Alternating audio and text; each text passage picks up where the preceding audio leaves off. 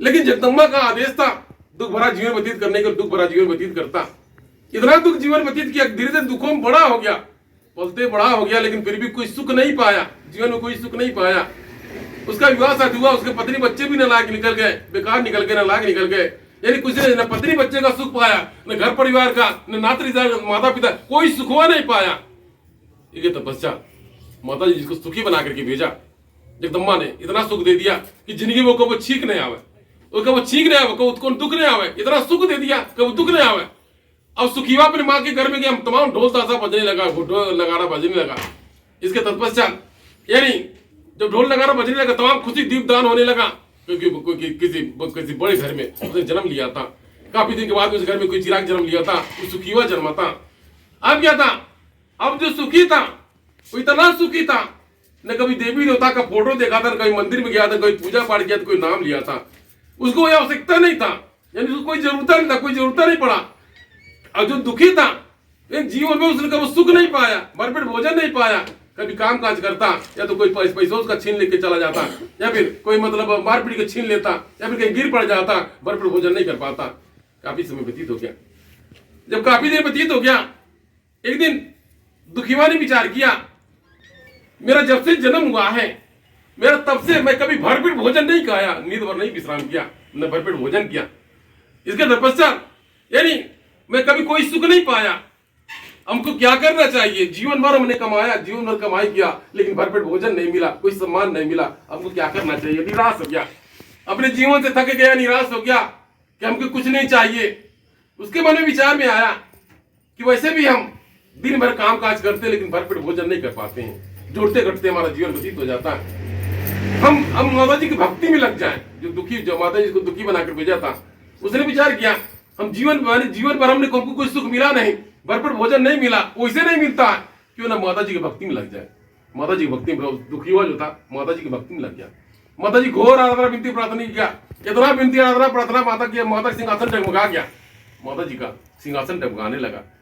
अब क्या था, जगदम्बा ने देखा कि कौन ऐसा मेरा भगत है जो मेरी भक्ति, जिसकी भक्ति कर मेरा आसन टगमगा रहा है।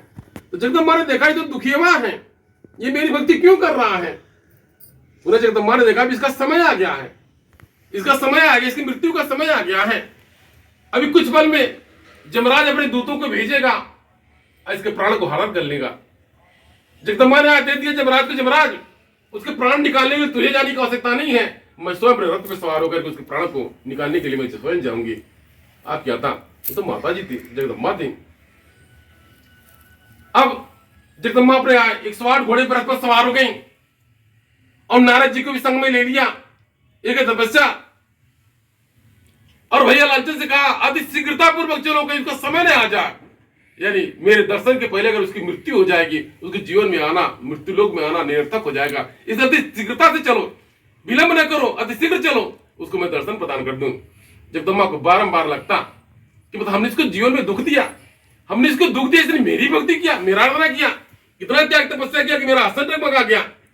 जगदम्बा का रथ अवतरित हो गया। जगदम्बा ने अपने रथ से उतर करके नंगे पांव उसके पास पहुंची, मुतदास मैं तेरी भक्ति से प्रसन्न हूं, तो कुछ मांग ले मुझसे। यानी माता जी ने जिसको दुखी बना करके भेजा था, उसने माता जी की भक्ति किया, इतना भक्ति किया कि माता जी का आसन टगमगा गया और माता जी को दर्शन देने के लिए रथ पे सवार होकर के पहुंची और वह चरणों को जमीन पर मैंने दौड़ते हुए चलते उसके पास पहुंची और कहा, तथास मैं तेरी भक्ति से प्रसन्न, मुझसे मांग ले। माता ने कहा, मुझसे कुछ मांग ले। भगत ने कुछ नहीं मांगा। बार बार जगदम्बा ने कहा, कुछ मांग ले। वो क्या, उसका तो अंतिम आ गया था, उस भगत अंतिम आ गया था, अंतिम सांस चल रहा था, ऐसा लग रहा था कभी उसका छुट्टी हो जाएगा। माता जी बारंबार कहती, कुछ मांग ले। उसके सर को अपने गोद में रख लिया, उठा लिया, उसको सहलाने लगी, स्पर्श करने लगी, तो कुछ मांग ले, मुझसे कुछ मांग ले। उसने कुछ नहीं मांगा। भगवता विचार कर ले, माता जब मुझे आवश्यकता था आपने प्रदान नहीं किया, अब मुझे किसी चीज की आवश्यकता नहीं, अब तो मेरा अंत समय आ गया, मुझे किसी चीज की आवश्यकता नहीं, मुझे कुछ भी आवश्यकता नहीं। जब मुझे आवश्यकता था भर पर रोटी नहीं मिला, मुझे कोई सम्मान नहीं मिला, कोई घर द्वार, हमारे पत्नी बच्चे भी नालायक मिले, जब हमको आवश्यकता मिलवा नहीं किया, अब हम लेके क्या करेंगे, अब तो मेरा अंत समय आ गया, अब मुझे किसी चीज की आवश्यकता नहीं है। माता जी को लगा कि फिर भी कुछ मांग ले, कुछ मांग ले, मेरा सम्मान रह जाए, मैं तेरे कारण लोग के सिंहासन को छोड़ करके आई हूँ।